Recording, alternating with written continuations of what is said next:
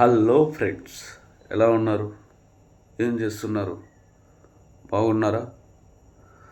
So అందరూ sales అంటే ఏంటి, సేల్స్లో ఉన్న ప్రాబ్లం ఏంటి తెలుసుకోవాలనేసి అందరికీ ఒక ఆతృత ఉంటుంది.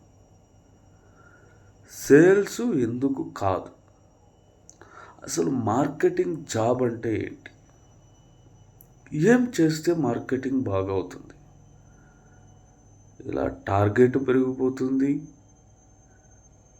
రోజు ప్రాబ్లమ్స్ పెరిగిపోతున్నాయి, డిఫికల్టీస్.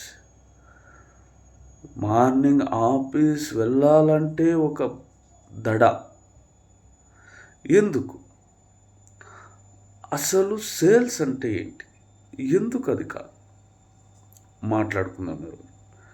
సో సేల్స్ అనేది ఎలాగా అంటే, మీరు ఒక కస్టమర్కి ఒక వస్తువు గురించి క్షుణ్ణంగా చెప్పి వివరించి, సో గట్టిగా తిరిగి మెత్తగా మాట్లాడి ఒప్పించి వాళ్ళకి అప్పజెప్పే ఒక వస్తువు బహుమతి.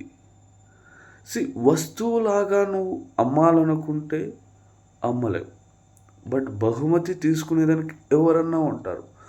ఒక ప్రోడక్ట్, అదొక ప్రోడక్ట్ కాదు, ఒక బహుమతి అనే విధంగా చెప్పారనుకోండి,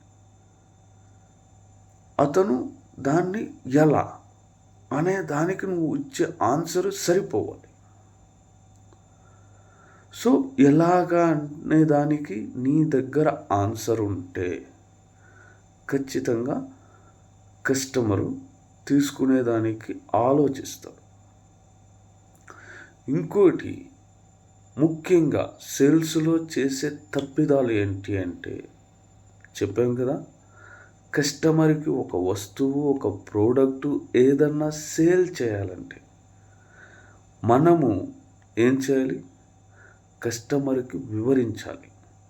ఆ ప్రోడక్ట్ ఏంటి, ఎలా వర్కౌట్ అవుతుంది, ఏ విధంగా మీ లైఫ్లో మీకు ఉపయోగపడుతుంది అనే విధంగా మీరు చెప్పాలి కస్టమర్కి. అది చెప్పిన తర్వాత మళ్ళీ వాళ్ళతో పాటు వాళ్ళ దగ్గరికి ఫాలో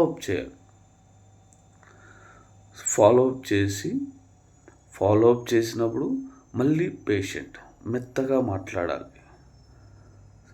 కొందరు ఉంటారు, సార్ మీరు తీసుకుంటే తీసుకోండి, లేకపోతే తీసుకోవద్దండి సార్. ఎందుకు ఇలా తిప్పించుకుంటారు? అరే, కస్టమర్ వెళ్ళాడా, నువ్వు వెళ్ళావా కస్టమర్ దగ్గరికి? నీ ప్రోడక్ట్ కావాలని నువ్వు వెళ్ళావు కాబట్టి మెత్తగా పేషెన్స్గా నువ్వు ఉండాలి. ఓకే, పేషెన్స్గా ఉండి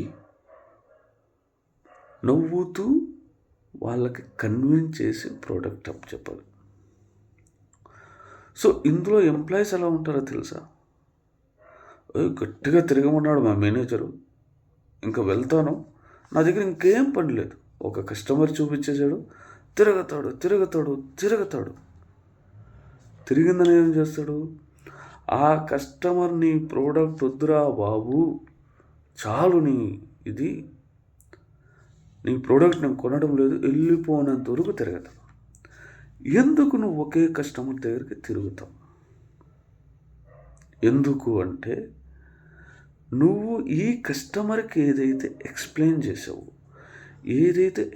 చేసి కస్టమర్ ఓకే చూస్తాను అన్నాడు, అదేవిధంగా అదే రీతిలో నువ్వు వేరే కస్టమర్కి చెప్తే అతను కూడా చూస్తాను అంటాడు. అప్పుడు నీ దగ్గర ఏముంటుంది, ఇంకో కస్టమర్ దగ్గరికి తిరిగే కూడా పని ఉంటుంది.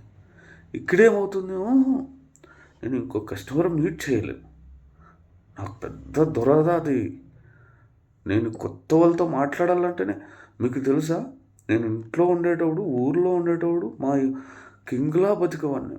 వేరే వాళ్ళు వచ్చి నన్ను మాట్లాడించాలి కానీ నేను మాట్లాడించేవాడిని కాదు.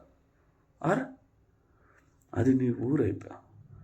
నువ్వు పెరిగిన రీతి ఏ విధంగా ఉన్నాయి, నువ్వెప్పుడు ఎక్కడ జాయిన్ అయినావు, ఎలాంటి జాబ్లో ఉన్నావు, ఏమి చేస్తే నీకు మంచి జరుగుతుంది.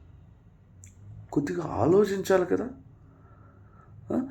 గట్టిగా తిరుగు అంటే తిరిగి తిరిగి తిరిగి లాస్ట్కి నో చెప్పేంత వరకు తీసుకొస్తావు కస్టమర్ని. ఇంకొక ఎంప్లాయ్ అంటాడు, కస్టమర్తో మెత్తగా మాట్లాడాలి, స్వీట్గా మాట్లాడాలంటే వెళ్తాడు, కస్టమర్ దగ్గర కూర్చుంటాడు. కస్టమరు ఈ ప్రోడక్ట్ గురించి ఏదైనా ఒక క్వశ్చన్ అడిగిని వాడు ఇదే అంటాడు, కాదప్పా ఈ ప్రోడక్టు ఇలా ఉంది కదా, నాకు ఎలా సహాయపడుతుంది సార్. నేను మధ్యలో ఆప్ చేసాను అనుకో, పేమెంట్ చేయడం ఆపేసాను అనుకో, నాకు ఇది ఎలా వర్కౌట్ అవుతుంది సార్. సార్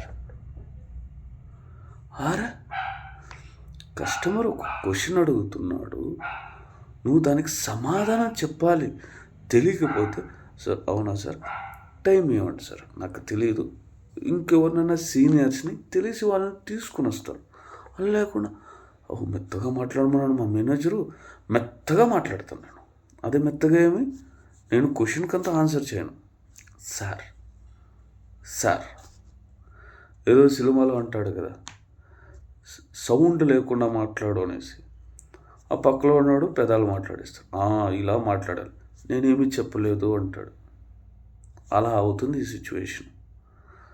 మెత్తగా మాట్లాడాలి అంటే నువ్వు చెప్పే ఎక్స్ప్లెనేషన్ ఒక రీతిలో కస్టమర్కి అర్థమయ్యే విధంగా ఉండాలి. నేనేమీ చెప్పకుండా మెత్తగా సార్ సార్ అనేసి వచ్చేస్తానని కాదు.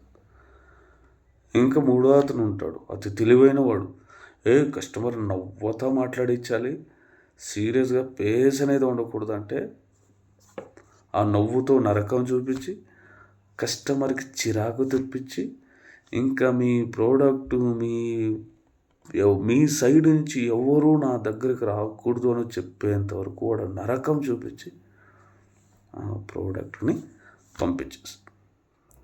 ప్లీజ్ అర్థం చేసుకోండి ఫ్రెండ్స్, మీరు ఒక జాబ్లో ఉన్నప్పుడు మీకు ఒకటి నేర్పిస్తున్నారు, ఆ నేర్పించిన దాన్ని మీరు ఎలా అప్లై చేయాలి, ఏం మాట్లాడాలి, కొద్దిగా ఆలోచించండి. అది మీ సక్సెస్ కావాలి. మీరు సక్సెస్ అవ్వాలనే కదా జాయిన్ అయ్యారు ఒక జాబులో. దానికోసం ఏం చేయాలి, ఒకరు నేర్పిస్తున్నారు, నేర్చుకొని మీరు అప్లై చేయాలి. అది సేల్స్ అంటే. Thank you.